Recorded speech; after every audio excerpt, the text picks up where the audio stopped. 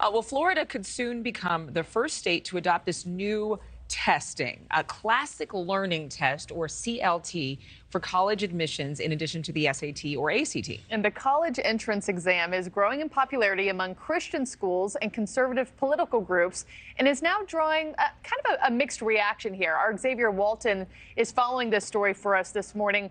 Xavier, what have you learned about this? Well, Mark, you think about it, for decades, right? Students crammed for the ACT or the SAT.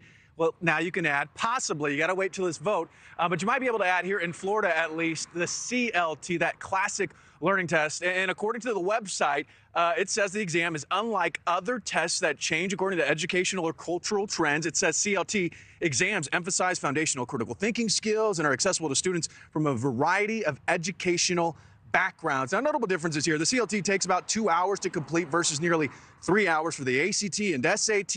A CLT score is out of 120 rather than, say, 1,600 for the SAT or then 36 for the ACT. And unlike the other two standardized college admissions tests, the CLT does not focus on the Common Core standards, instead mainly focusing on European and American heritage. Roughly right now, 200 colleges and universities like, say, George Fox and Liberty Universities or even New Mexico University accept those CLT scores right now. I will always push for parents to do your research and don't assume because you're tied to one political party or another that one exam is better than the other. Unfortunately, what's happening though with the CLT and it being more of a conservative supportive exam is that they are looking to partner with curriculum.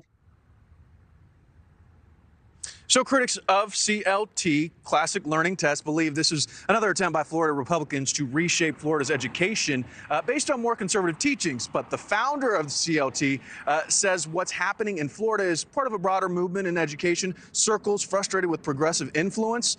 Ron DeSantis, Florida's governor, already signed a bill into law allowing students to use the CLT scores to determine if they'd be eligible for a statewide scholarship program.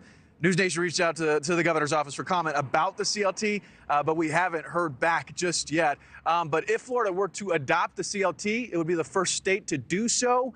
That vote set for the end of the month, so that is August 30th. So we'll have to wait and see what happens.